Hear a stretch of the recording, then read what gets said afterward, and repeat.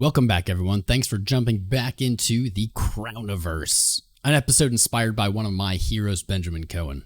Today, we're going to be talking about the global macroeconomic environment and what's going on, specifically with the dollar and equity markets abroad. This is going to bring us to the DXY chart and the most recent potential double top scenario that we may be seeing play out. In addition, we're going to look at the M2 supply and the M2 money velocity, piecing these together along with a few other metrics. We are going to look at something that is facing specifically the Bitcoin and cryptocurrency market. So if you enjoy this content, please guys, smash the like buttons and subscribe, jump into our Discord, and let's jump into the content. So we've talked a lot about the DXY, what's driving its strength, and the potential upside targets that it may be reaching for over the next few months. Specifically, how its strength may spell for some more blood into the end of 2022, potentially spilling into 2023. One of the things we've spoken about in depth is the dollar and its current setup that may lead it to a rally to 121, 2001's high. I'm going to show you a chart pattern that, if comes to fruition, may suggest even higher numbers. Throughout 2022, we have seen the dollar go on a parabolic rally, the kind of rally that doesn't happen very often in Forex markets.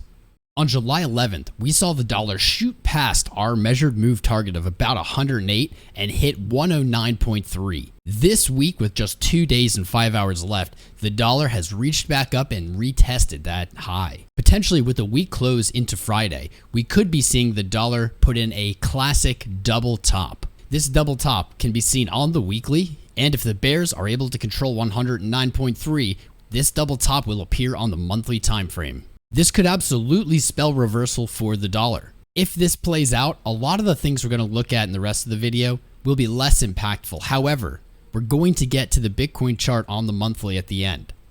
Regardless of how the dollar plays out, the potential signal we're seeing may be unimpacted. However, if the bears are unable to defend it and we see the dollar continue to show strength, zooming out may suggest an incredibly powerful trading pattern called a dragon tail. Simply Googling this pattern, you'll find something like this. It's defined by a neck rallying to a high, falling down to a leg, finding resistance at the neck, failing to break the first leg's low, and then the dreaded tail with a measured move target of up to 1.618.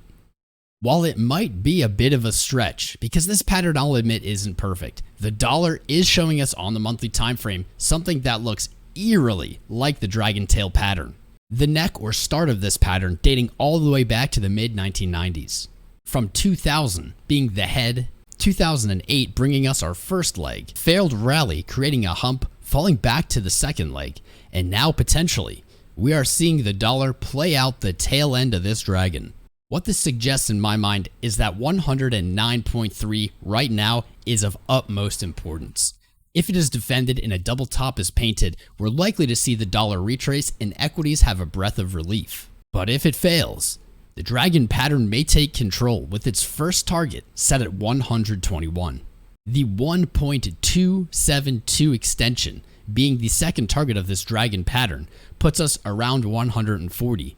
The 1618 is sitting just above 1985's high of 164.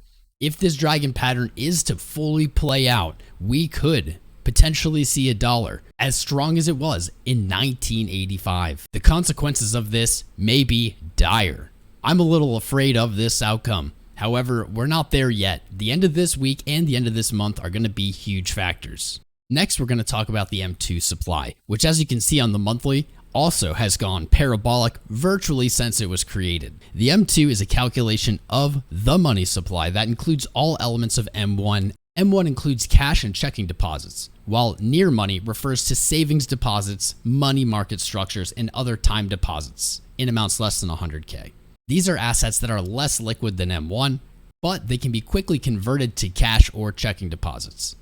Overall, M2 is closely watched as an indicator of money supply and the future of inflation, the topic that we can't stop hearing about lately.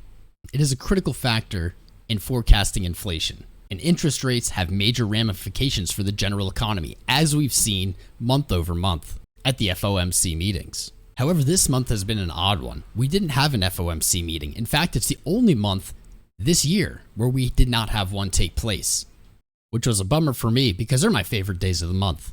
Luckily for us, Powell will be speaking August 26th. And if you go to our channel, you'll see we're already ready. So go ahead after this video, set your notifications. It's going to be at 9:45 a.m. on the 26th. I expect to see you there.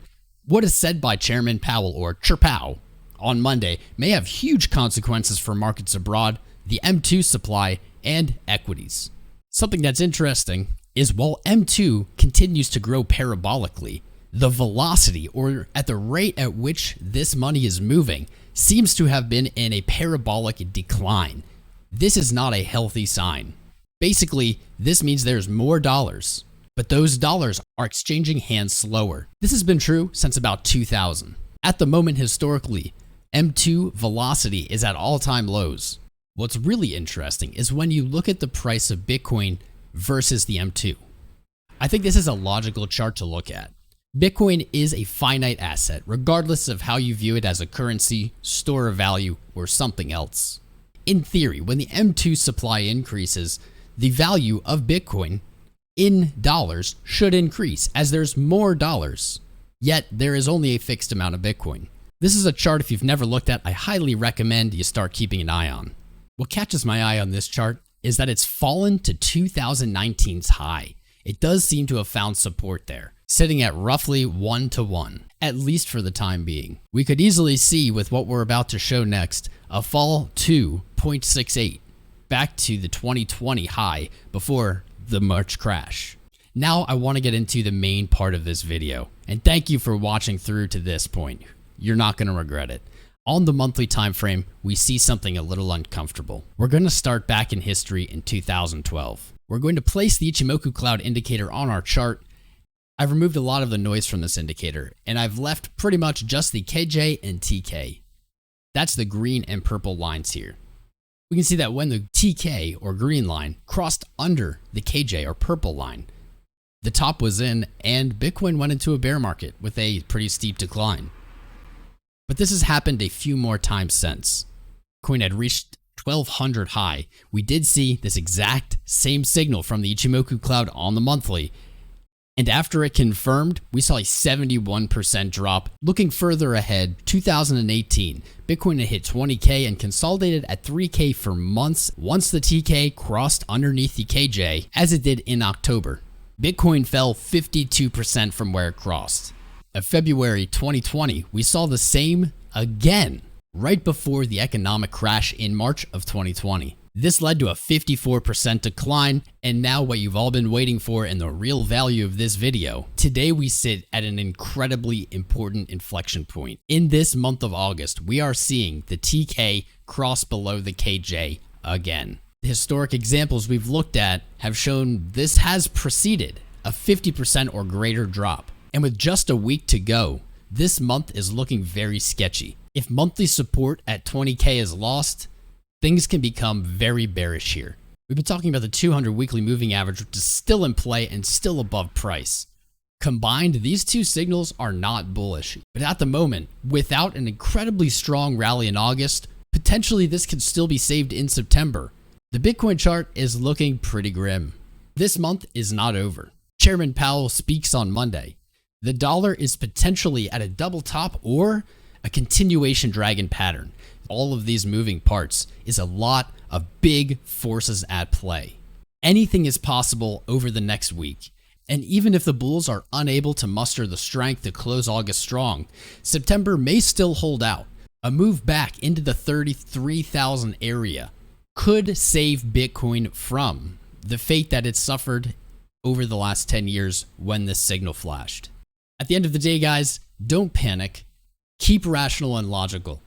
Hedge your bets, make smart decisions, use logic over emotion.